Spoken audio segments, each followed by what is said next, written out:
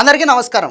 ఈరోజు ఆంధ్రప్రదేశ్ శాసనసభలో బడ్జెట్ ప్రవేశపెట్టడం జరిగిందనమాట. నారా చంద్రబాబు నాయుడు గారు ఒకానొక సందర్భంలో ఒక మంచి మాట అన్నారు.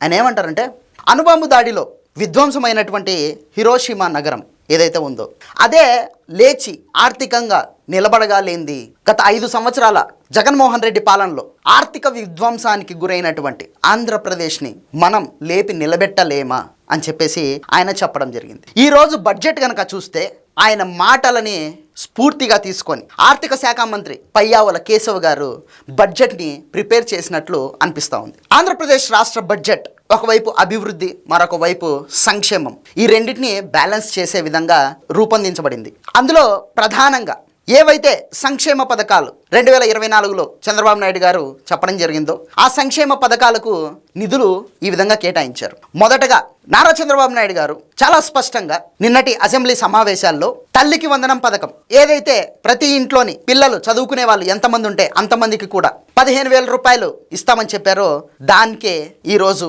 నిధులు కేటాయించడం జరిగింది. మొత్తంగా 9,407 కోట్ల రూపాయలని తల్లికి వందనం పథకంకి కేటాయించడం జరిగింది. అలాగే రైతుల కోసం చంద్రబాబు నాయుడు గారు ఇచ్చినటువంటి హామీ అన్నదాత సుఖీభవ, దానికి 6,300 కోట్ల రూపాయలని కేటాయించడం జరిగింది. ఇక ఆర్టీజీఎస్ ఏదైతే ఉందో దానికి 101 కోట్ల రూపాయలని కేటాయించడం కూడా జరిగింది.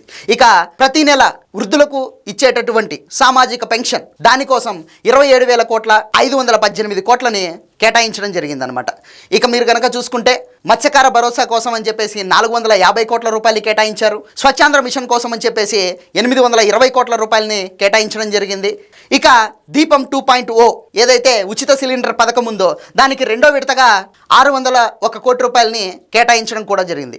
ఇక చదువుకునే పిల్లలకి మధ్యాహ్న భోజనం ఏదైతే ఉందో దానికి డొక్కా సీతమ్మ మధ్యాహ్న బడి భోజనం కింద పేరు మార్చడం జరిగింది. ఆ పథకం కోసం అని చెప్పేసి 3,486 కోట్ల రూపాయలని కేటాయించడం కూడా జరిగింది. ఇక చూసుకుంటే కనుక ఆదరణ పథకం ఏదైతే ఉందో ఈ పథకానికి మొత్తంగా 1,000 కోట్ల రూపాయలని కేటాయించడం జరిగిందనమాట. ఈ కేటాయింపులు చూసిన తర్వాత నాకైతే ఒక వాక్యం గుర్తొస్తూ ఉంది. అదేంట్రా అంటే, సామాన్యుల సంతోషమే రాజు సంతోషం, వారి సంక్షేమమే ఆయన సంక్షేమం అని చెప్పేసి రాజనీతిజ్ఞుడు కౌటిల్యుడు ఆయన అర్థశాస్త్రంలో పేర్కొనడం జరిగింది. ఆ పదాలు గుర్తుకొస్తూ ఉన్నాయి. ఈ వీడియో మీకు నచ్చినట్లయితే లైక్ చేయండి, సబ్స్క్రైబ్ చేయండి, షేర్ చేయడం మాత్రం మర్చిపోవద్దు. ధన్యవాదాలు.